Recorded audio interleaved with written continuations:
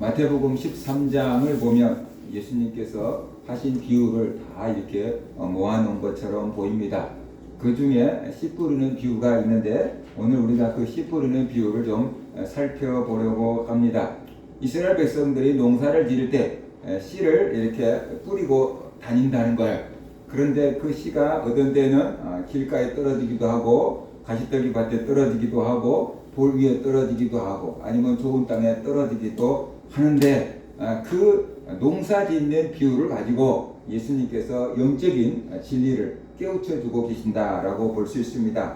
그래서 예수님의 말씀, 이 농부가 씨앗을 뿌리는 것을 얘기를 하고 있는데 하나님의 종들이 예수님이 하나님의 말씀을 전하는 것, 그것을 씨앗을 뿌리는 거라고 비유를 하셨습니다. 왜 하나님의 말씀을 씨앗이라고 했을까? 하나님의 말씀은 생명력이 있기 때문에 그런 것입니다.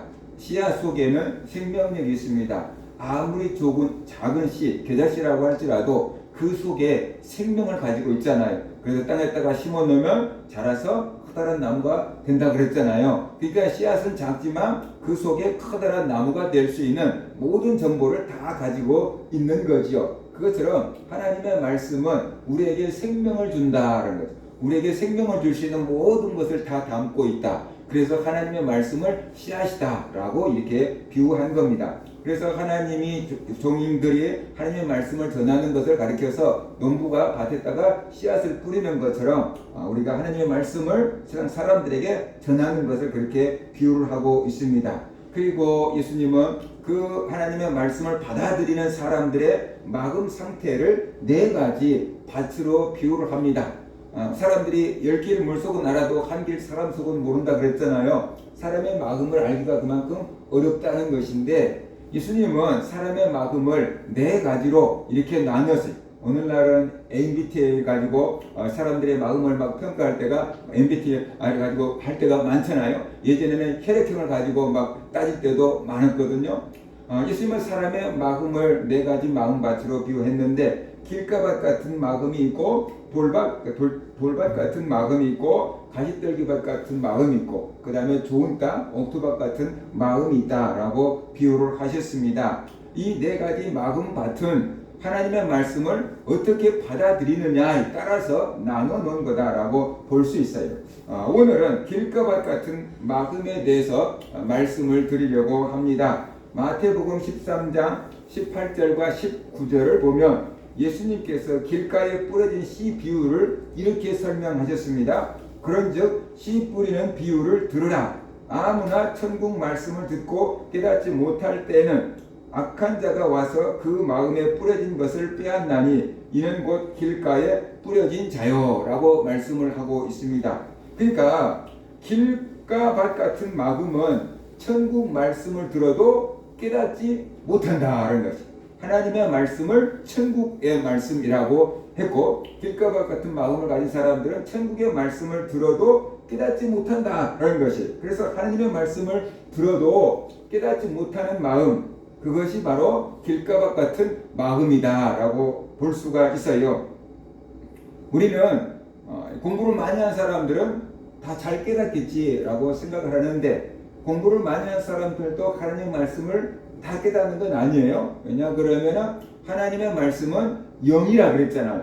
그러니까 하나님의 말씀을 이성적으로 논리적으로 분석적으로 그들이 파악은 할 수 있겠지만 그 하나님의 말씀 속에서 들어있는 영적인 진리는 깨닫기가 어렵다라는 거예요. 공부를 많이 한 사람도 그 말씀 속에 숨겨져 있는 영적인 의미를 깨닫기는 어렵다라는 것입니다. 그래서 죄로 인해서 양심이 마비돼 버린 사람들 이런 사람들이 길가밭 같은 마음이다라고 볼 수 있는데 성경은 그런 사람들을 가리켜서 양심이 화인 맞았다라고 말합니다.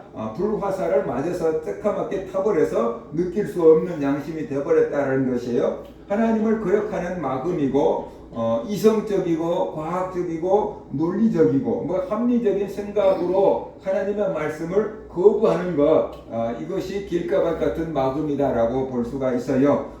그리고 자기의 짧은 인생 경험을 통해서 에이 안 맞아 그러면서 하나님의 말씀을 거부하는 것입니다. 이런 마음이 바로 길가밭 같은 마음이다라고 볼 수가 있어요. 왜 하나님의 말씀을 듣고 깨닫지 못할까라는 것이, 사람들마다 하나님 말씀을 들으면 깨닫는 것 같은데 깨달은 사람이 있고 깨닫지 못한 사람이 있거든요. 어린 아이도 깨닫는데 어른들도 깨닫지 못한 경우도 있거든요. 그러니까 왜 하나님의 말씀을 듣고 우리가 똑같은 시간에 전하고 들었는데 깨닫는 사람이 있고 깨닫지 못한 사람이 있을까라는 것이에요. 그것은 가장 기본적으로는 말씀에 집중하지 않기 때문에 그런 것입니다.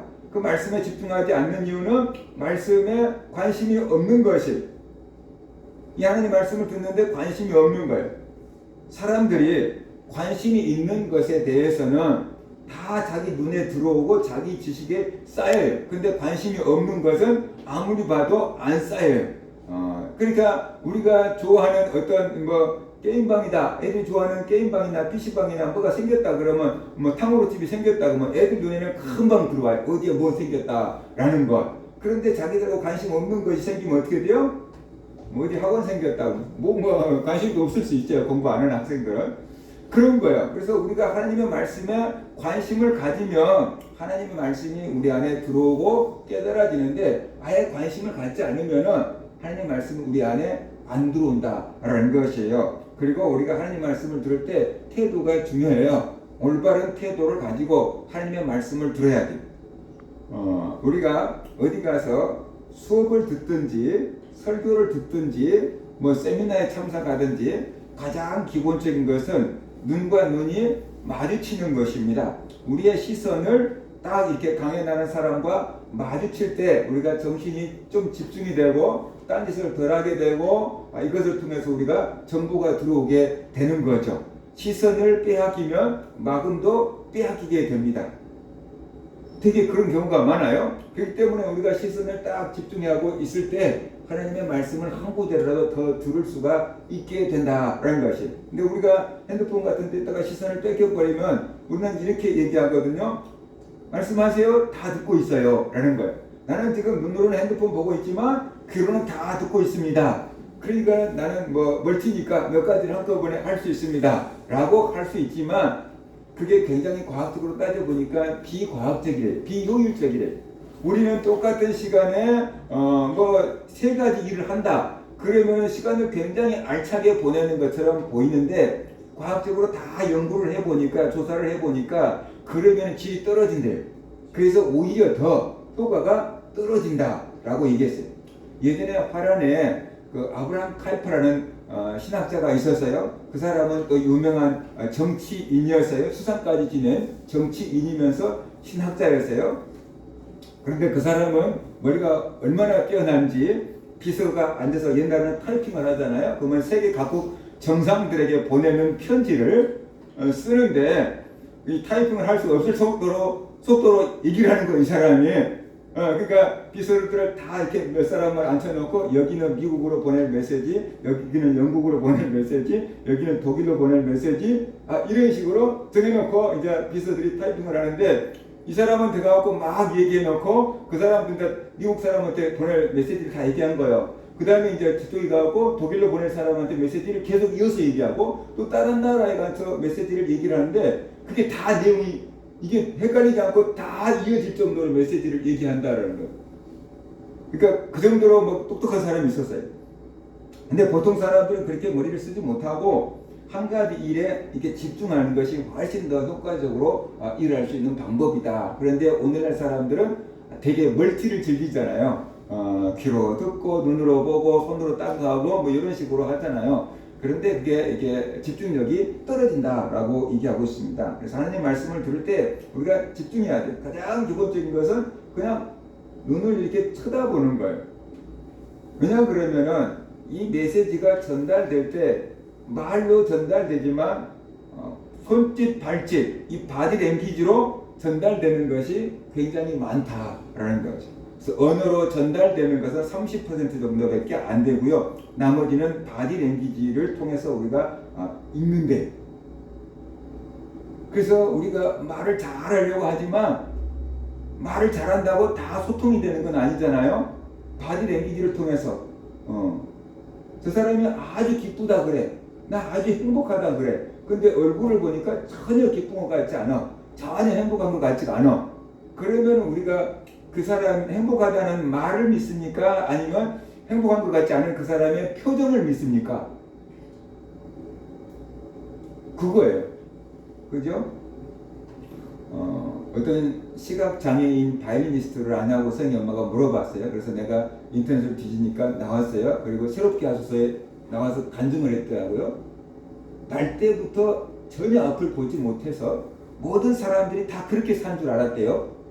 그래서 전혀 불편함을 못 느끼고 원망 불평도 하지 않았고 모든 친구들이 다 그런 줄 알았대요. 왜냐하면 아기 때는 다 엄마 아빠 손잡고 다니니까 자기도 엄마 아빠 손잡고 다녔고, 유치원 때부터 시각장애인들이 다니는 유치원 다녔고, 중학교, 초등학교, 고등학교까지 다 시각장애인들만 다니는 학교를 다녀버렸으니까 모든 사람들이 다 자기처럼 그렇게 사는 줄 알았대요.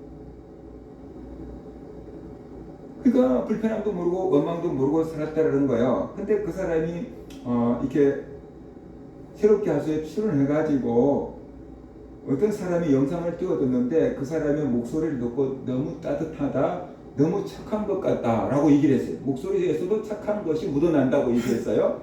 그러니까 거기에 나왔던 사회자가 물어봤어요. 목소리를 듣고 착한 사람인지 안 착한 사람인지 알 수 있습니까? 라고 물었어요. 그랬더니 그분이 이렇게 대답을 했어요. 볼 수 있는 사람들은 사람의 표정을 보고 얼굴을 보고 저 사람 착한 사람인 것 같다, 저 사람 좀 뭐 사기꾼처럼 생겼다, 그렇게 느낄 수 있지 않냐고. 표정을 보고 100%는 아니지만 그래도 감이 오지 않냐고. 그처럼 자기는 볼 수가 없기 때문에 목소리를 들으면 저 사람이 진실된 사람인 것 같다, 저 사람이 착한 사람인 것 같다, 저 사람이 아닌 것 같다, 그것을 구분할 수 있다고 얘기를 하더라고요. 목소리로 구분이 된대요. 우리가 눈으로 보고 느끼는 것처럼 이 사람은 목소리로 이렇게 느껴진다며. 평생 그 귀로 듣는 걸로만 이렇게 해왔으니까 말이에요. 그래서 우리가 입으로는 아무리 반갑습니다 라고 해도 그 사람의 표정이 아닌 것 같으면 우리는 말로만 이런 식으로 느껴버린다는 거예요. 그래서 우리가 말도 중요하지만 그 사람의 손짓, 발짓, 바디랭귀지, 표정 이런 것들을 우리가 읽어야 되잖아요. 그렇기 때문에 우리가 이렇게 학교도 선생님 수업할 때 선생님을 잘 집중해서 보는 것이 중요하고, 교회 오면 목사님이 설교할 때 목사님 얼굴을 잘 집중하는 것이 중요하다라는 것이, 그것이 우리가 주의를 집중할 수 있고 하나님의 말씀을 잘 들을 수 있는 방법이고 깨달을 수 있는 기본적인 태도고 자세다라는 겁니다. 그 다음에 두 번째, 하나님의 말씀에 대한 지식이 없기 때문에 하나님의 말씀을 들어도 이해가 안 되고 깨닫지를 못하는 것이, 예전에 제가 처음에 이제 예수를 믿을 때 사실 아담과 하와가 누군지도 모르는 상태에서 예수를 믿었잖아요. 교회 가니까 아담과 하와 막 얘기를 하는 거예요. 아니 어떤 목사님이 하와라고 했다고 이브라고 했다가 막, 그때 내가 그랬을 때는 뭐 이브껌도 있었거든요. 그래서 도대체 왜 갑자기 껌 얘기를 하냐 이렇게 생각하고 하와하고 이브하고 다른 사람인 줄 알았어요. 영어 표현이 이브였는데 그걸 모르니까 하와하고 이브하고 다른 사람들로 생각을 했어요. 이게 성경에 대한 기본 지식이 없으면은 이해가 안 돼요. 그러니까 우리가 성경을 조금 읽어놔야 되고 성경을 조금 들어놔야 돼요. 우리도 집에서 성경 구절을 외우는데 가끔 우리 애들이 그런 말을 해요. 오늘 설교 시간에 자기들이 외운 말씀이 나왔다는 거예요. 그러면 어떻게 돼요? 조금 더 친밀해지고 좀 더 쉽게 이해가 되는 거죠. 외워놨으니까 내가 외우고 있는 말씀을 하네 라고 하니까 좀 더 쉬워지고 그 다음에 좀 더 이해가 되고 좀 더 오랫동안 기억을 할 수 있게 되더라라는 것이에요. 그래서 우리가 하나님 말씀을 읽어놓고요, 그 다음에 들어놓고요, 암송해 놓고요, 배워놓고요, 그러면은 그 얘기가 설교 시간에 나오면 이런 거지, 이런 내용이지, 배웠어, 들었어, 외웠어, 그렇게 하다가 보니까 하나님 말씀을 이해하는데 훨씬 도움이 된다라는 것이. 그래서 우리 성도님들이 교회 올 때 예습을 좀 할 필요가 있어요. 교회 오면 주보가 나오잖아요. 그러면 주보를 보면 오늘 본문 말씀이 창세기, 마태복음 이렇게 본문 말씀에 써져 있잖아요. 그리고 제목도 써져 있잖아요. 그러면은 그 성경을 펼쳐서 읽어보는 겁니다. 우리가 마태복음 13장 3절 4절 보겠습니다 그랬더니 한참 찾고 있잖아요. 근데 이제 예수 믿는 사람이 이 성경 몇 장 몇 절 합시다 찾겠습니다. 찾는 게 쉬운 게 아니에요. 이제 예수 믿는 사람이 교회 오면은 굉장히 당황스러워요. 다른 사람들은 다 찾았는데 자기는 계속 착착착 정리 넘기고 있어야 되는데 넘긴다고 찾아진 것도 아니고 그건 굉장히 어렵고 당황스럽다는 거지요. 그래서 먼저 교회 오면은 주보를 보고 오늘 성경 본문 말씀이 어딘지를 찾아보고 제목이 뭔지를 보고 그리고 그 하나님의 말씀을 읽어보는 거예요. 어떤 내용인가? 이 말씀에서 이런 제목을 갖고 얘기를 한다 그러네? 그러면 이 본문 말씀을 통해서 뭔 얘기를 하실까? 추측을 해보는 거죠. 추측을. 그래서 설교 말씀을 들으면서 내 추측과 맞는 건지 아니면 내 추측과 다른 건지 또 교회를 오래 다닌 사람들은 본문만 딱 읽고 아이고 오늘 또 다 아는 얘기 하는구나 뭐 들어봐도 뻔한 얘기겠구나 라고 생각하고 마음의 문을 닫아버릴 수 있는데 다 아는 얘기일 수 있지만 오늘 또 뭐 새로운 거 없는가 뭐 그런 것을 우리가 찾아보면서 한번 읽어보는 것입니다. 그리고 성경에 가름줄이 있잖아요. 그 가름줄을 본문에 딱 끼워 넣으면은 이제 예배 시작할 때 성경 어디 보겠습니다 라고 하면은 금방 쉽게 찾을 수 있고요. 그 다음에 하나님 말씀을 들을 때도 이런 내용이 있지 이런 말씀이구나 라고 우리가 깨달을 수가 있고 이해하는데 도움이 될 수 있다라는 것이. 그래서 교회 일찍 오면은 이렇게 성경을 주보를 가지고 찾아보고 읽어보고 말씀 들을 수 있는 준비를 하는 것, 그것이 예습을 하는 것이 예습. 우리 학교 공부할 때 예습 복습을 잘라 그러잖아요. 그 잠깐 시간에 예습을 하는 겁니다. 그 다음에 세 번째로 새가 와서 씨앗을 먹어버렸기 때문이다 그랬어요. 마태복음 13장 4절 보면 새들이 와서 씨앗을 먹어버렸다라고 했어요. 그런데 이것을 설명하고 있는 마태복음 13장 19절 보면은 악한 자가 와서 그 마음에 뿌려진 것을 빼앗은 거라고 했습니다. 다시 말해서 악한 자가 와서 말씀을 빼앗아 가기 때문에 하나님의 말씀을 들어도 깨닫지 못한 거다라고 했어요. 그래서 이 마태복음 13장 예수님의 비유를 보면 새는 악한 자를 상징하는데 그렇다면 악한 자가 누구인가? 악한 자는 사탄을 말합니다. 마가복음 4장 14절 15절에서 똑같은 비유인데 이렇게 얘기하고 있어요. 뿌리는 자는 말씀을 뿌리는 것이라 말씀이 길가에 뿌려졌다는 것은 이들을 가리킴이니 곧 말씀을 들을 때에 사탄이 즉시 와서 그들에게 뿌려진 말씀을 빼앗는 것이요 라고 이렇게 말하고 있어요. 그러니까 새는 악한 자고 악한 자는 사탄이다. 그렇게 우리가 이해를 할 수 있습니다. 사탄과 마귀는 또 같은 존재예요. 사탄과 마귀가 막 다른 존재라고 생각하면 안 돼요. 이 사탄과 사탄은 영어적인 표현이고 마귀는 한자적인 표현이에요. 사탄과 마귀는 악의 우두머리다라고 생각을 하면 돼요. 그런데 우리는 그거 모르고 사탄 존재가 따로 있고 마귀 존재가 따로 있는 걸로 생각하면 안 돼요. 목사님 어떤 때는 사탄이라고 했다가 어떤 때는 마귀라고 했다가 헷갈린다고 하지 말고 그 용어를 우리가 좀 잡아야 돼요. 그래서 사탄과 마귀는 단수지요. 그래서 마귀들과 싸울지라 그건 조금 틀린 거예요. 사탄과 마귀는 단수로 되어 있고 그 다음에 귀신은 복수예요. 귀신들 이렇게 되어 있다. 사탄과 마귀는 하나라는 거예요. 그 밑에 많은 부하들이 있는데 그것들이 귀신들인 거죠. 이런 내용을 우리가 좀 알 때 하나님 말씀을 들어도 분별을 하면서 들을 수가 있다라는 것이에요. 사탄과 마귀가 하나님의 말씀에 씨앗을 뿌릴 때 방해를 한다는 것이 말씀이 여러분의 마음 가운데 떨어지자마자 즉시 쪼아먹어 버린다는 것이. 그래서 하나님의 말씀을 깨달을 수가 없게 된다라는 것이. 말씀을 땅에다가 뿌려 놓으면 그 말씀이 씨앗이 땅에 흙에 묻혀서 그 다음에 수분 먹고 영양가 먹고 싹을 틔우고 자라야 되는데 뿌려 놓자마자 쪼아먹어 버리니까 땅에 뿌리를 내릴 수도 없고 씨앗이 없으니까 자랄 수도 없고 열매도 맺지 못한다라는 것이. 자, 왜 새가 여러분의 마음 가운데 떨어진 씨앗을 쪼아먹어 버릴까 하는 것이에요.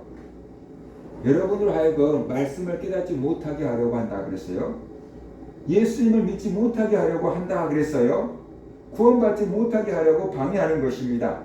하나님의 말씀을 듣지 못하고 또 들어도 깨닫지 못하고 믿지 못하게 해서 구원받지 못하게 하고 하나님의 복을 받지 못하게 하려고 사탄이 방해를 하는 것입니다.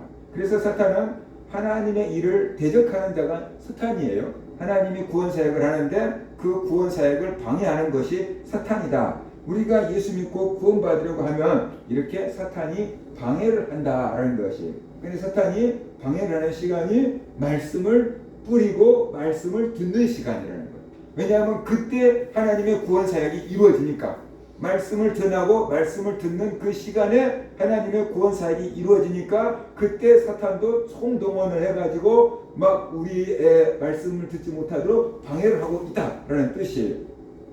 지금 우리가 말씀을 전하고 듣고 있는 이 순간에도 새로 상징된 사탄이 우리의 마음에 떨어진 말씀의 씨앗을 쪼아먹고 있다는 거예요. 문제는 지금 제가 전하는 말씀이 소리로 간 게 아니고 씨앗처럼 여러분의 마음에 막 이렇게 날아가는 것이 보인다 그러면 막 바짝 막 이렇게 할 수 있지요. 그리고 사탄이 와서 새가 와가지고 새로 상징된 사탄이 와가지고 막 까치 날지 막 이게 비둘기 같은 것들이 막 와가지고 여러분 마음속에 있는 그 씨앗을 막 다 쪼아먹고 있는 것이 보인다고 막 저리가 할 건데 이게 보이지 않으니까 말씀의 씨앗이 내게 떨어지는지 사탄이 빼앗아 가고 있는지 우리가 모른다는 것이. 그렇지만 눈에 보이지 않지만 영적인 상태에서 보면은 저는 지금 여러분에게 말씀의 씨앗을 천국 말씀을 뿌리고 있는 것이고 사탄은 여러분의 마음에 뿌려진 씨앗을 쪼아먹고 방해하고 있다라는 것이에요.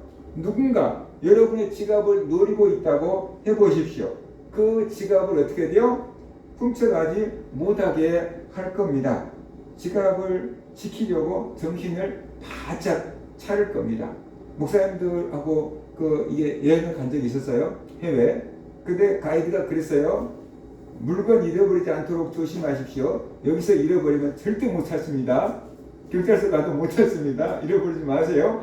그랬어요. 그래서 이제 배에서 내려서 이렇게 이제 검표하고 나오려 그러는데 어떤 목사님이 그러면서 아이패드를 놓고 내렸대요.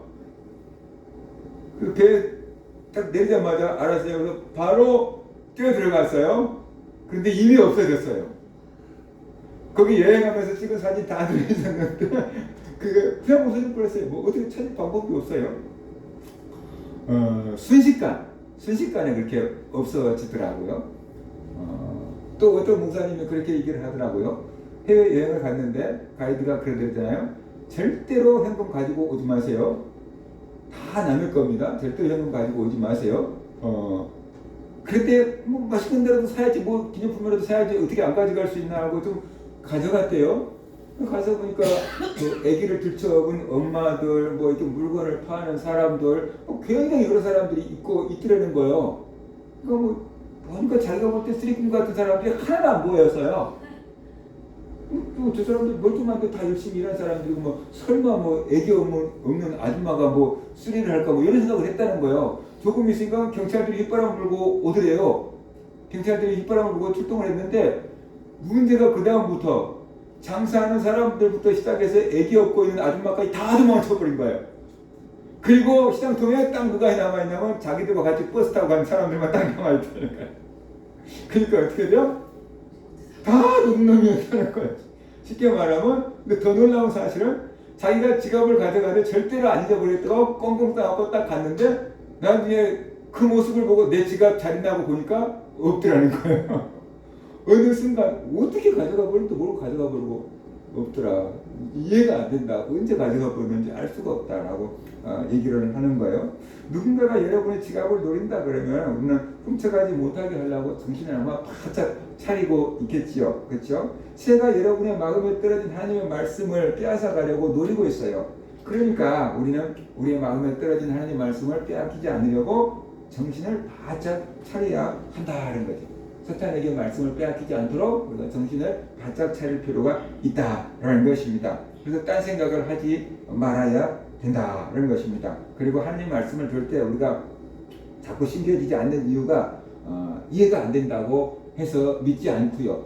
현실적으로 이성적으로 그럴 수가 없다라고 해서 우리가 거부하고요. 내 경험에 맞지 않다고 거부하기 때문에 하나님 말씀이 우리의 마음에 심어질 수가 없게 되고 길가바처럼 뒹굴고 있다가 이 새에게 쪼아먹히고 만다는 것을 우리가 알아야 됩니다. 우리는 예배에 와서 하나님 말씀을 듣고 있고요. 저는 여러분의 심령 가운데 하나님 말씀의 씨앗을 뿌리고 있습니다. 예배 시간이 여러분의 마음에 하나님 말씀이 떨어지고 있으니까 그 말씀의 씨앗이 뺏기지 않도록 여러분은 잘 지켜야 한다는 것이에요. 자, 문제는 예수님이 4가지 마음밭을 얘기를 했는데 그 중에 3개의 마음을 빼앗겨버린 밭은 길가밭밖에 없다는 거죠. 우리가 알고 있기로 4가지 마음밭에서 좋은 것은 좋은 땅, 옥토밭밖에 없어요. 길가밭도 그 다음에 돌짝밭도 가시떨기밭도 열매를 못 맺었어요. 그죠? 그런데 새가 와서 사탄이 와서 말씀을 빼앗겨버리는 밭은 길가밭밖에 없다라는 거죠. 돌짝밭도 가시떨기밭도 새가 와서 쪼아먹었다고 얘기하고 있지 않습니다. 길가밭에 있는 씨앗만 새에게 뺏겨버렸어요. 말씀을. 그러면 왜 길가밭에 있는 씨앗은 새에게 말씀을 빼앗겨버리냐라는 거예요. 이게 길가가 땅이 단단하니까 씨앗이 흙 속으로 들어가지 못하잖아요. 씨앗이 떨어지면 그 위에 흙이 덮여야 되는데 그 위에 흙이 덮이지 않으니까 새가 보니까 씨앗이 길 위에 있는 게 보여요, 안 보여요? 보여요. 그러니까 와서 쪼아 먹어버린 거예요. 흙 속에 덮였다면, 씨 위에 흙이 덮였다면 새가 봐도 안 보였을 거예요. 새가 뭐 투시를 하는 것도 아니고 땅 속에 있는 것을 보지는 못할 거니까 쪼아 먹지는 못했을 거예요. 근데 흙이 덮이지 않으니까 새 눈에 띄었고 결국 새가 쪼아 먹어버렸고 씨앗을 뺏겨버리니까 어떻게 돼요? 열매를 맺을 수가 없다는 거죠. 근데 이 하나님의 말씀을 천국 복음이라고 그랬잖아요. 그러니까 이 씨앗을 뺏겨버리니까 천국에 갈 수가 없게 된다는 거죠. 믿을 수가 없게 되고 천국에 갈 수가 없게 되는 겁니다. 씨를 뿌렸는데 새들이 그 씨를 쪼아 먹어버렸어요. 바로 우리가 왜 길가밭에 떨어지는 씨는 새가 먹어버렸는가 그런 것이에요. 그 이유는 흙이 덮이지 않았으니까. 흙이 덮이지 않았으니까. 그러면 쪼아먹히지 않게 하려면 흙이 덮여야 되는 거죠. 흙이 덮여야 돼. 우리의 마음에 그 말씀을 받아들여 버려야 되는 거예요. 흡수해 버려야 되는 거예요. 그러면은 새가 쪼아먹을 수가 없는 상태가 되는 거죠. 그래서 길가밭과 같은 마음이 되면은 어떻게 되는가? 아무리 예배를 드려도 아무리 말씀을 들어도 깨달음이 없어요. 믿음이 안 자라요. 그러니까는 어떻게 돼요? 구원을 받을 수가 없게 된다. 스데반이 은혜를 받고 막 얼굴이 막 천사처럼 될 정도로 은혜를 받아서 복음을 전하잖아요. 근데 사람들이 스데반의 설교를 듣고 이를 바득바득 갈면서 돌로 스데반을 쳐서 죽여버렸죠. 자기들의 죄를 막 스데반이 지적하거든요. 그러니까는 저놈의 입을 닫아버려야 되겠다 그런 생각이 든 거죠. 죄를 회개할 생각을 하지 않고 스데반의 입을 닫아야 되겠다고 생각한 거예요. 그래서 돌을 들고 스데반을 쳐서 죽여버린 거죠. 그러니까 이 사람들에게 하나님 말씀이 씨앗이 떨어지기는 떨어졌는데 보인 반응을 보세요. 말씀 전하는 스데반을 쳐서 죽이잖아요. 이런 사람들의 마음이 바로 길가밭 같은 마음이다 라고 볼 수가 있는 거죠.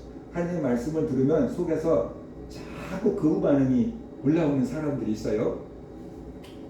자꾸 거부 반응이 반대되는 생각이 톡톡 올라오는 사람들이 있어요. 그게 나쁜 것이 그 생각을 이렇게 막 올라오게 만드는 거예요. 근데 사람들은 내 속에서 생각이 드니까 내 생각이라고 착각하는 거예요. 근데 성경은 이렇게 되나요? 유다가 예수님을 은30에 팔았잖아요. 그런데 사탄이 유다에게 예수를 팔 생각을 집어넣은지라 그렇게 나와 있잖아요. 사탄이 유다에게 들어간 게 아니에요. 나한테 무슨 사탄이 들어왔냐 뭐 그렇게 말하면 안 돼요. 사탄이 유다에게 들어간 게 아니에요. 근데 사탄이 유다에게 예수를 팔 생각을 집어넣었어요. 그러니까 유다가 가서 거래하고 예수님을 은30에 팔아 넘겨버린 거예요. 오늘날도 사탄은 우리의 마음속에 생각을 집어넣는 거죠. 귀신은 우리의 몸속에 들어와 있는 거고 사탄은 우리에게 안 좋은 생각을 집어넣는 거죠. 사탄은 하나밖에 없다고 했는데 그 사탄이 이렇게 뭐 사람의 몸속에 들어와 있는 게 아니잖아요. 그러니까 사람의 생각을 지배하는 것입니다. 문화를 지배하는 것입니다. 그래서 우리에게 하나님을 대적할 생각을 집어넣고 말씀을 대적할 생각을 집어넣는 것입니다. 우리는 적어도 교회를 10년 이상씩 다 다녔어요. 그런데 하나님 말씀을 들을 때 자꾸만 반항심이 올라오고 하나님 말씀과 반대되는 생각들이 툭툭 내 속에서 올라오고 받아치고 있다 그러면은 이게 내 속에 사탄의 생각이 계속 들어오고 있구나라는 것을 알아야 돼요. 성령 받은 사람은 절대로 그럴 수가 없거든요. 사탄이 그 마음속에 그 생각을 집어넣으니까 그 생각이 톡톡 이렇게 올라오는 거거든요. 그 생각, 올라온 생각을 우리는 붙잡아 버립니다. 왜냐하면 내 생각이라고 때문에. 설교 말씀 전하는 것은 목사님 얘기고 내 속에서 올라온 것은 내 생각이니까 내 생각이 맞지 이렇게 하면서 우리가 이걸 받아들여 버리고 설교 말씀을 다 이게 튀겨내 버립니다. 그것이 바로 길가박 같은 마음이 돼버린다. 그런데 그게 자기 생각이 아니고요. 사탄이 심어놓은 생각이라고. 근데 내 나중에 자기 생각인 줄 알고 살았는데 평생 자기 생각인 줄 알고 살았는데 딱 죽어서 가서 보니까 내 생각대로 산 게 아니야. 다 사탄이 조종을 받고 있었어요. 오늘날 우리가 리모컨으로 텔레비전을 조정하잖아요. 그죠? 이거 누르면 채널이 다 바뀌잖아요. 사탄이 리모컨으로 우리 생각을 다 조정하고 있어요. 채널을 누르면 채널이 확 바뀌고 나온 영상이 달라지잖아요. 그 사탄이 버튼 누르면 우리가 막 이게 꼭두가 인형처럼 사탄의 종노릇을 한다는 거죠. 근데 내 생각대로 산다, 자유다 막 생각하는 거예요. 근데 자유가 아니에요. 인권 아니에요. 사탄의 종노릇 하고 있는 경우가 많아요. 근데 그것이 자유고 인권이라는 걸로 사람들을 막 다 속여버리는 거예요. 속여버리는 거예요. 그 사람들이 이렇게 생각을 빼앗겨버린 거죠. 진리를 모르기 때문에 그렇게 된 거다라는 것이에요. 그래서 어떻게 하면 새에게 씨앗을 빼앗기지 않을 수 있을까? 어떻게 하면 우리가 좋은 마음밭이 될 수 있을까라는 것이. 근데 예수님이 씨 뿌리는 비유에서 하지 않은 말씀은 이 사람의 마음밭이 바뀐다, 바뀔 수 있다, 그런 말씀은 하지 않았어요. 이런 마음밭이 있다, 이것이 이런 마음밭이다 라고 말씀하셨어요. 근데 목회를 하다가 보면은, 신앙생활을 해보다가 보면은 사람들의 마음밭이 바뀐다는 것을 알 수 있어요. 왜 그러냐 그러면, 저도 예수 믿기 전이 있었잖아요. 예수 믿지 않을 때가 있었다고요. 친구들이 와서 전도를 하면은, 야 미친놈아, 어떻게 처녀가 얘기를 한다고 그래? 어떻게 죽은 사람이 살아난다고 그래? 이렇게 얘기했어요. 천국가 저기 어디 있다 그래? 교회에서 다 착하게 살라고 하는 거짓말이지. 천국가 저기 있으면 보여줘봐. 이랬어요.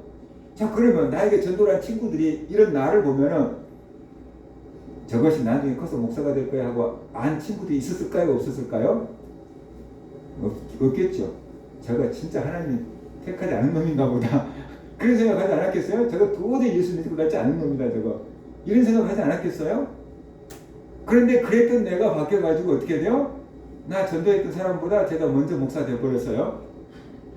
나를 전도했던 사람이 김대중이란 친구인데 그 김대중이란 친구보다 내가 먼저 목사 되어버렸어요. 그놈은 애기 때부터 목사가 되겠다고 꿈을 꾸고 있었던 애인데, 고등학교도 성경고등학교를 갔어요. 일반 고등학교는, 우리는 일반 고등학교를 지나가는데 걔는 성경고등학교를 갈게요. 쉽게 말하면 교육부에서 허가난 학교가 아닌 성경을 가르치는 고등학교가 제 고향에 있었는데, 그 고등학교를 지나갔어요. 목사가 되겠다고. 나중에 보니까 안 되겠는가 봐요. 다니다가 그만두고 다시 일반 고등학교를 나와서, 대학을 나와서 그 해군 장교로 복무를 하고 있더라고요. 그래서 니 왜 해군 장교가 됐어? 그랬더니 학비가 없으니까. 군대 장교로 가겠다고 하면 학비를 다 대주니까 그렇게 해서 대학을 졸업하고 장교로 갔는데, 군대 제대하면 목사 될 거야 그렇게 얘기를 하더라고요. 이보다 내가 빨리 된다. 그랬어요. 그러니까 이렇게 저를 이렇게 돌아보면은, 제가 예수 믿기 전에 전도한 친구들한테 해부치는 것을 보면은 저것은 도저히 예수 믿을 것 같지 않은 사람이었고 아마 그렇게 보였을 거예요. 저것은 완전히 길가박 같은 마음이었을 거예요. 그런데 어느 순간 내 마음이 바뀐 거죠. 인생이 내 뜻대로 안 되니까 내 마음이 바뀐 거죠. 그래서 하나님을 만나고 은혜를 받고 목사가 된 거잖아요. 자, 이런 것을 볼 때 사람의 마음은 바뀐다라는 거죠. 돌짝박 같은 사람도 좋은 땅으로 바뀔 수 있다라는 거죠. 좋은 땅으로 바뀔 수 있다. 또 좋은 땅 같은 사람도 시험 들면 길가밭 같은 마음으로도 바뀔 수도 있다라는 것이, 우리 사람의 마음은 바뀔 수 있다라는 것이, 이것이 어떤 의미에서는 희망이죠. 아, 우리의 마음도 바뀔 수 있구나. 길가밭 같은 마음도 옥토가 될 수 있구나. 돌짝밭 같은 마음도, 가시떨기밭 같은 마음도 어떻게 돼요? 옥토밭 같은 마음이 될 수 있구나. 여기에 엄청난 희망이 있는 것입니다. 그 다음에 반대로 옥토밭 같은 마음도 길가밭이 될 수 있네? 라는 것을 알 때 우리가 정신을 바짝 차릴 수가 있죠. 나는 평생 옥토밭 같은 마음이야. 나는 시험 같은 거 죽어도 안 들어. 뭐 이렇게 하실 수 있는데, 옥토밭 같은 마음도 시험 들면 길가밭이 되거나 가시밭이 되거나 돌짝밭이 될 수 있거든요. 그러니까 정신을 바짝 차려야지. 내 마음을 지켜야지. 이런 경각심을 가질 수도 있다라는 것이에요. 그래서 저는 오늘 길가밭 같은 마음을 살펴보면서 길가밭 같은 마음도 바뀔 수 있다. 옥토밭으로 바뀔 수 있다. 어떻게 하면 길가밭 같은 마음이 옥토밭 같은 마음으로 바뀔 수 있는가라는 거죠. 그거는 첫 번째로 말씀을 들을 때 집중해야 돼. 하나님 말씀을 딱 들을 때 집중을 해야 돼. 그러면 어느 순간 그 하나님 말씀이 내게 주신 말씀으로 다 와닿을 수 있어요. 집중을 하면 안 들어오던 것도 들어오고요. 집중을 하면요, 못 깨닫던 것도 깨달아지고요. 그래서 집중을 하느냐 안 하느냐에 따라서 굉장히 달라요. 오늘 하나님 말씀을 딱 들을 때 집중해서 들어야 되는데, 그게 자세, 몸의 자세를 어떻게 하느냐에 따라서 집중도가 달라져요. 왜냐 그러면은 사람의 모든 것은 내 척추를 통해서 뇌로 피가 올라가고 산소가 공급되고, 그 산소를 통해서 내가 생각을 할 수 있게 되는 거잖아요. 척수액이 올라가고 뇌가 활동을 할 수 있게 되는 거잖아요. 근데 자세가 틀어지고 척추가 틀어지면은 올라갈 수 있는 혈액 양이 줄어드는 거죠. 산소 양도 줄어드는 거죠. 자, 그러면 어항 속에 넣는 금붕어가 산소가 없으면 어떻게 돼요? 뒤로 누워갖고 배를 덩덩 띄우고 있잖아요. 그런 상태에서 뇌가 정상적으로 활동하기는 어렵잖아요. 그러니까 올바른 자세를 가질 때 바로 뇌가 정상적으로 활동할 수 있고 깨달을 수 있고 뭔가 믿음을 가질 수가 있게 된다는 거죠. 그래서 하나님 말씀을 들을 때 바른 자세를 하는 것이 굉장히 중요하고, 그 다음에 하나님 말씀을 가질 때 집중해야지 하는 집중력이 중요해요. 근데 그 집중력도 근력과 같은 거예요. 저 같은 사람한테 갑자기 막 바벨 막 50kg를 들어 올리세요 그러면 막 죽어도 못 들죠. 예를 들어서 막 5kg부터 들어서 조금씩 올리다가 보면 뭐 10kg까지는 들을 수 있고 20kg까지는 뭐 들을 수도 있겠죠. 그 근력이 쌓여야지 들을 수 있는 거예요. 근데 집중하지 않는 학생들한테 갑자기 1시간 동안 설교에 집중해라 그러면 절대로 못 해요. 그러니까 10분씩 집중력을 키워가는 거죠. 10분씩 집중력을 키워가는 거예요. 조금씩 집중력을 키워가는 거예요. 그래서 중고등부 학생들은 45분 정도는 집중할 수 있다. 그래서 수업이 45분 하는 거예요. 대학생들은 어떻게 해요? 2시간, 3시간짜리 몰아서 해버리기도 하고 그러는 거예요. 집중력이 이 정도 될 수 있다라고 믿기 때문에 그렇게 하는 거예요. 근데 내가 그 집중력이 안 돼 있으면 힘든 거죠. 그게 무너지니까 자세가 틀어지고 딴짓을 하는 거거든요. 그래서 나는 10분, 20분 이렇게 집중할 수 있어. 그 정도라도 집중할 수 있어 하고 집중력을 우리가 키워가야만 된다라는 겁니다. 그 다음에 두 번째, 깨달아야 돼요. 하나님 말씀을 깨달으면 누구나 다 옥토밭 같은 마음이 돼요.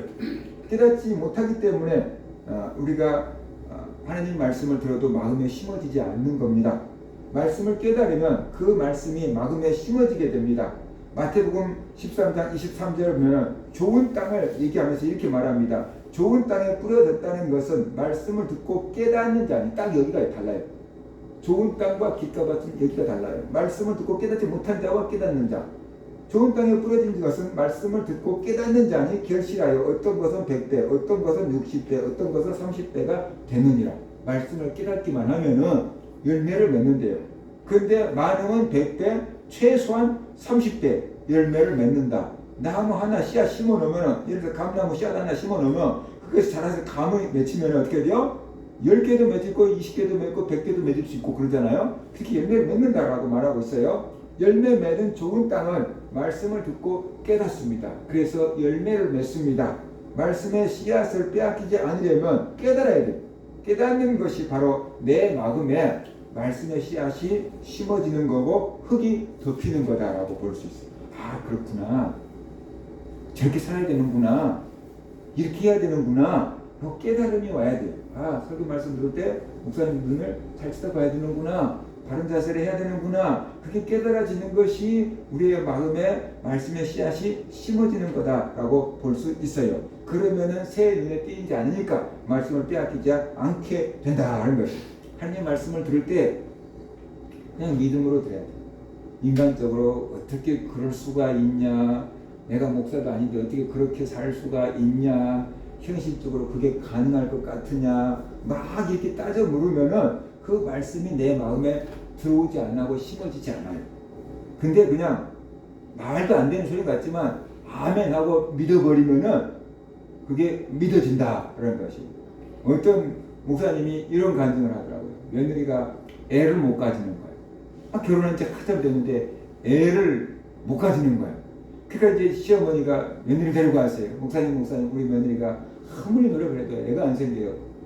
애 생기게끔 기도 좀 해주세요. 그러니까 이제 목사님이 이제 그 며느리에게 손을 얹고 막 애가 생길 수 있게끔 해달라고, 생명을 잉태하게 해달라고 막 기도를 했을 거 아니에요. 그런데 이 며느리는 병원 다 가봤거든. 힘들다고 했거든. 그러니까 목사님이 기도해도 병원수도 안 된다고 했는데 이런 생각하고 있는 거예요. 목사님 막 기도해도 병원수도 안 된다고 했는데 뭐 기도한다고 되냐고 이런 생각하고 있어요. 근데 막 시어머니는 막 손주가 급하잖아요. 그러니까 시어머니가 옆에서 막 그냥 막 믿음을 막 아멘 하면 나중에 시어머니가 임신을 해버렸대요.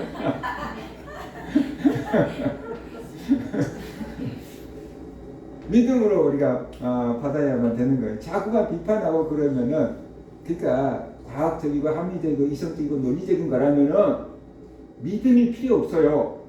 그냥 다 믿어요. 그죠? 근데 과학적이고 합리적이고 이성적이지 않기 때문에 믿음이 필요해요. 순종하려면 믿음이 필요해요. 하나님께서 그 믿음을 보고 역사를 하시는 거예요.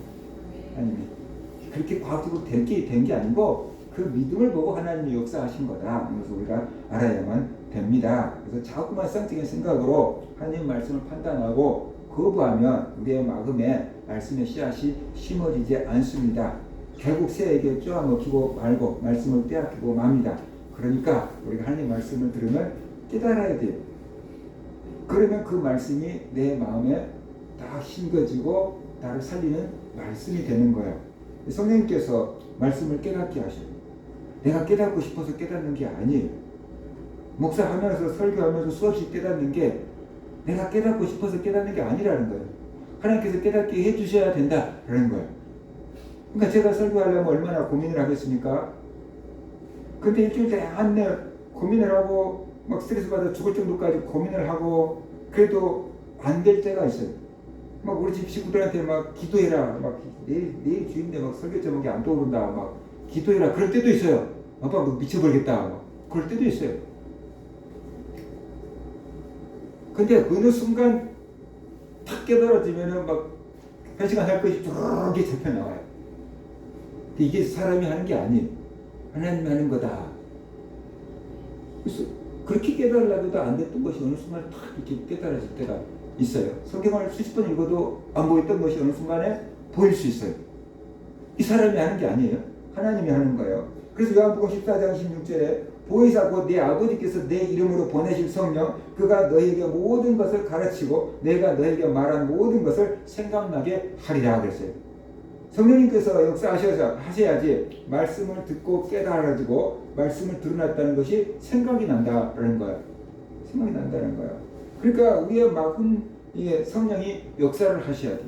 그럴 때 하나님 말씀이 깨달아져요.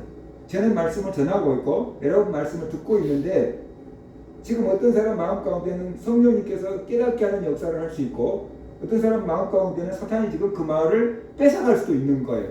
그러니까 우리의 마음 가운데 영적인 전쟁이 벌어지고 있는데 어떤 사람은 성령님께서 깨닫게 하는 역사를 지금 경험하고 있는 사람도 있고 어떤 사람은 사탄에게 말씀을 다 빼앗겨버리는 지금 경험을 하고 있는 사람도 있을 수 있다는 거예요. 그러면 안 되겠지만 그런 사람도 있을 수 있다는 거예요. 그러니까 하나님의 성령이 내게 역사하느냐 사탄이 내 말을 뺏어가느냐 말씀을 뺏어가느냐 그것은 우리의 마음 자세에 달려있는 거예요. 우리의 마음 자세. 내가 어느 편에 설 것인가 내 마음 자세에 따라서 전혀 다른 영의 역사가 우리 속에서 일어난다라는 것입니다. 결국 길가밭 같은 마음이라는 것은 마음이 딱딱하다는 것이고 하나님의 말씀이 들어갈 자리가 없다라는 것인데 양심이 마음이 됐다라고 볼 수 있어요. 에스겔서에 보면은 그 딱딱해진 마음을 부드럽게 하는 방법을 말하고 있습니다. 에스겔서 11장 19절 20절에 보면은 내가 그들에게 한 마음을 주고 그 속에 새 영을 주며 그 몸에서 돌 같은 마음을 제거하고 살처럼 부드러운 마음을 주어 내 율례를 따르며 내 규례를 지켜 행하게 하리니 그들은 내 백성이 되고 나는 그들의 하나님이 되리라 그랬어요. 새 영을 부어준대. 성령을 부어주겠다는 것이에요. 그러면 그 몸에서 돌 같은 마음을 제거하고 살처럼 부드러운 마음을 줄 거라는 거예요. 그리고 하나님의 말씀을 따르며 지킬 수 있게끔 해주겠다. 그러면 그들은 내 백성이 되고 나는 그들의 하나님이 되겠다라고 말씀하고 있어요. 그러니까 성령, 새 영을 우리가 받으면은 마음이 부들부들해져서 하나님의 말씀을 받아들일 수 있고 깨달을 수 있고 지킬 수 있게 된다라는 거예요. 또 에스겔서 36장 26절 27절 봐도 비슷한 말씀을 합니다. 또 새 영을 너희 속에 두어 새 마음을 너에게 주되 너희 육신에서 굳은 마음을 제거하고 부드러운 마음을 줄 것이며 또 내 영을 너희 속에 두어 너희로 내 율례를 행하게 하리니 너희가 내 규례를 지켜 행할지라 그랬습니다. 성령을 받으면 길가밭처럼 딱딱한 마음이 살처럼 부드러운 마음으로 바뀝니다. 그러니까 성령을 받아야 돼요. 그럴 때 하나님의 말씀이 우리가 이해가 되고 깨달아지고 그 말씀을 받아서 힘을 얻고 살아갈 수가 있게 된다는 것입니다. 베드로의 설교를 들은 사람들을 생각해 보세요.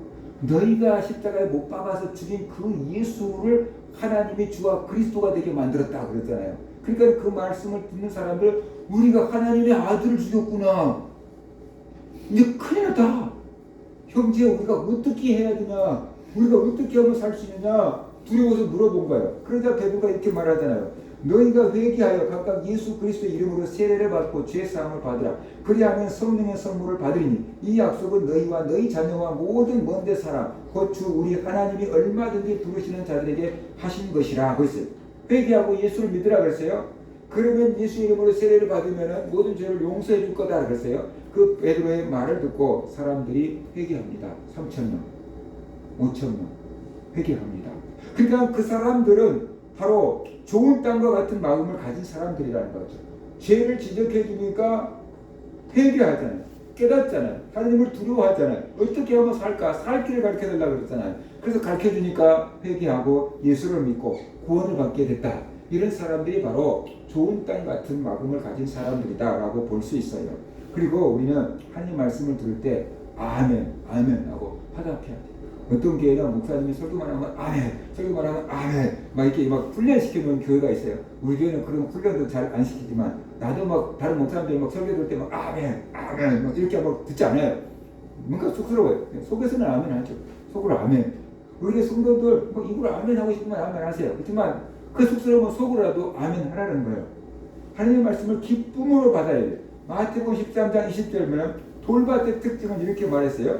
돌밭에 뿌려졌다는 것은 말씀을 듣고 즉시 기쁨으로 받대 그랬어요. 그러니까 돌밭 같은 마음을 가진 사람은 말씀을 들을 때는 즉시 기쁨으로 받아들인대요.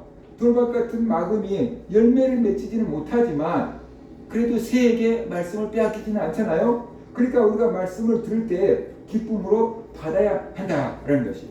기쁨, 말씀을 들을 때 기쁨으로 받아들이는 게 뭐냐? 아멘 하는 것이죠. 우리가 하나님의 말씀을 아멘으로 받아들이는 것, 그것이 하나님께 영광을 돌리는 것이라 그랬어요. 고린도후서 1장 20절에 보면 하나님의 약속은 얼마든지 그리스도 안에서 예가 되니 그런즉 그로 말미암아 우리가 아멘하여 하나님께 영광을 돌리게 되느니라 그랬어요. 아멘이라는 것은 그렇게 될 줄로 믿습니다. 뭐 이런 뜻이잖아요. 그래서 하나님이 말씀하시는데 우리가 아멘하는 것은 그렇게 될 줄로 믿습니다. 하나님은 그렇게 하실 것이라고 믿습니다. 그런 뜻이니까 하나님 보시기에는 어떻게 돼요? 기분이 좋은 거죠. 그래서 그게 하나님께 영광을 돌리는 거예요. 하나님 말씀하시는데 설마 그러면 얼마나 기분 나쁘겠어요? 여러분이 막 내가 이거 할 거야 그랬더니 네가? 그러면 얼마나 기분 나쁘겠어요? 그렇죠? 내가 이렇게 했어. 거짓말만. 그러면 여러분이 얼마나 기분 나쁘겠어요? 그러니까 여러분 내가 이거 했다 그러면 너 충분히 그거 할 수 있지. 그렇게 해주면 얼마나 기분이 좋겠어요. 그죠? 하나님이 말씀하실 때 우리가 아멘 하는 것은 그렇게 될 줄 믿습니다. 하나님 충분히 그렇게 하실 수 있을 거로 믿습니다. 그런 뜻이거든요. 그래서 우리가 아멘 해주면 하나님 입장에서는 어떻게 돼요? 네가 나를 믿어주는구나. 네가 내 능력을 인정해주는구나. 그런 거잖아요. 그럴 때 하나님 입장에서는 기분이 좋아지죠. 그죠? 그것을 우리 입장에서는 하나님께 영광을 돌리는 거라고 했어요. 그래서 우리가 하나님 말씀을 들을 때 아멘 하는 거예요. 아멘. 입으로 아멘 할 수 있는 사람은 아멘하고, 마음으로 아멘할 사람은 아멘하고, 어떤 교회는 아멘을 꼭 한 번씩 안 하고 두 번씩 시킨 교회도 아멘 아멘. 그러니까 또 어떤 사람 교회는 아멘 아멘 아멘 뭐 이런 사람. 그러니까 너무 일일인 것 같기는 하지만 그게 은혜를 사모한다 라는 뜻이기도 해요. 어떤 교회 가서 보면 실컷 들다가 아멘 할 때는 어떻게 딱 맞춰서 아멘 하는지 모르는 특이하신 분들도 있긴 있더라고. 계속 들고 있다가 아멘 할 때 되면 정확하게 음정 맞춰 딱 맞춰갖고 그 타이밍을 맞춰갖고 아멘하고 또 들고 있고 또 아멘 할 때 되면 아멘하고 또 들고 있고 그러는데 듣고 있는 걸까 자고 있는 걸까 궁금하기도 한데 아무튼 오랫동안 신앙생활 하니까 그게 되는 것 같아요. 너무 오랫동안 신앙생활 하면은 쫄다가도 아멘 할 때 아멘 해놓고 들고 있는 것 같아요. 아무튼 아멘 하는 거 그것은 우리의 믿음의 표현이고 은혜를 사모한다는 표현이고 하나님의 능력을 인정하는 것이고 그래서 아멘 할 때 하나님께 영광을 돌리는 건데 아멘 할 때 그 말씀이 내 걸로 되는 것입니다. 아멘 할 때 그 말씀이 내게 심어지는 것이 흙이 덮이는 것, 새에게 안 뺏기는 것, 사탄에게 안 뺏기는 것. 그러니까 우리가 하나님 말씀을 들을 때 아멘 이렇게 해야 되는 것이. 내 마음에 감동이 되면 아멘 그렇게 하는 것. 입으로 아멘 해도 되지만 마음으로도 아멘 하면은 그것이 내 것이 된다. 내 걸로 심어진다라는 것이에요. 자, 우리가 한번 결론을 생각해 보면은 왜 하나님은 우리에게 말씀의 씨앗을 뿌리려고 할까요? 왜 천국 말씀을 우리에게 뿌릴까요? 고린도전서 1장 21절에 이렇게 말하고 있습니다. 하나님의 지혜에 있어서는 이 세상이 자기 지혜로 하나님을 알지 못함으로 하나님께서 전도에 미련한 것으로 믿는 자들을 구원하시기를 기뻐하셨도다. 그러니까 하나님의 말씀을 뿌리는 이유는 구원하려고 그러는 거예요. 그 말씀을 듣고 믿는 사람들을 구원하려고 천국 가게 해주려고 하나님의 말씀의 씨앗을 뿌리는 거예요. 하나님 계속 하나님의 백성들을 통해서 천국 가게 하려고 천국 말씀의 씨앗을 뿌리게 하고 있어요. 자, 그러면 왜 사탄은 말씀을 빼앗아 가는가? 우리가 하나님 말씀을 듣고 깨닫고 믿어버리면 구원을 받게 되잖아요. 지금까지 자기가 종으로 부려먹고 있었잖아요. 그런데 저 사람이 갑자기 구원받아서 하나님의 백성으로 딱 가버리면 자기가 종 하나만 뺏기잖아요. 그래서 사탄은 절대로 구원받으면 안 되는 거예요. 그러니까 우리가 구원받지 못하게 하려고 사탄은 방해를 하는 것입니다. 누가복음 8장 12절 예수님께서 씨 뿌리는 비유 말씀하시면서 사탄이 말씀을 쪼아먹는 이유를 이렇게 말씀했어요. 길가에 있다는 것은 말씀을 듣는 자니 이에 마귀가 가서 그들이 믿어 구원을 얻지 못하게 하려고 말씀을 그 마음에서 빼앗는 것이요. 이것이 저의 말이 아니고 예수님 말씀입니다. 마귀가 그들이 믿어서 구원 얻지 못하게 하려고 말씀을 그 마음에서 빼앗는 것이다 라고 예수님이 말씀하셨어요. 그러니까 하나님은 우리로 믿어서 구원 얻게 하려고 말씀의 씨앗을 계속 이렇게 뿌리게 하는 거고 사탄은 우리가 믿어서 구원 얻으면 안 되니까 자기가 함께 끌고 지옥에 가려고 믿지 못하게끔 방해를 한다는 거예요. 말씀을 빼앗아가고 깨닫지 못하게끔 방해를 한다는 것이에요. 자, 그러면 그 속에서 우리는 어떻게 해야 되느냐라는 것이지요. 왜 우리는 하나님 말씀을 듣고 깨달아야 되는가? 간단하잖아요. 구원 받으려고. 우리는 구원을 받아야 되니까 하나님 말씀을 빼앗기면 안 된다. 하나님 말씀을 빼앗기지 않으려면 어떻게 돼요? 하나님 말씀을 깨달아야 된다라는 것이죠. 그래서 말씀을 전하고 듣는 이 시간에 어떻게 우리가 반응을 보이냐에 따라서 구원을 받을 수도 있고 멸망을 받을 수도 있다. 말씀을 듣는 그 시간 성령이 역사를 하시느냐 마귀가 방해를 하느냐에 따라서 한 사람은 구원을 받을 수 있고 한 사람은 지옥에 갈 수도 있다라는 것이 말씀을 듣는 시간이 이만큼 중요하다라는 것이. 그러면 이 말씀을 듣고 빼앗기지 않으려 그러면 어떻게 돼요? 말씀을 깨달아야 되는데 그 말씀을 깨닫는 것이 내 뜻대로 안 되잖아요. 그래서 목사는 깨닫게 하려고 깨달은 것을 자꾸만 설명해서 먹이는 거예요. 어린 아이들은 이렇게 이유식을 주잖아요. 아주 우유를 줬다가 좀 나오면 이유식을 주고 소화가 안 되니까 그처럼 쉽게 설명하려고 애를 써서 풀어서 설명을 하는 것입니다. 그래도 성령께서 역사하셔야 돼요. 그래서 내 마음에 성령이 역사해 주세요. 하나님 말씀을 깨달을 수 있게끔 해주세요. 기도하는 것이에요. 교회 와서 앉아서 오늘 또 하나님 말씀 듣고 깨달을 수 있게끔 해주세요. 기도하는 거예요. 오늘 또 목사님 말씀 잘 전할 수 있게끔 해주세요. 기도하는 것이에요. 그것이 내가 마음에 하나님 말씀을 깨닫는 비결이에요. 오늘 또 목사님이 하나님 말씀을 잘 전하게 해주세요. 기도해야 돼요. 그러면 이 목사를 통해서 하나님 말씀이 잘 전해지겠죠. 그죠? 오늘 또 내가 하나님 말씀을 듣고 깨달을 수 있도록 성령이 역사해 주세요. 그렇게 간절하게 기도할 때 하나님이 내 마음 가운데서 그게 깨달아지게 하고 1시간 동안 설교하는데 어느 한 구절이라도 와닿게 하는 역사가 있다는 거죠.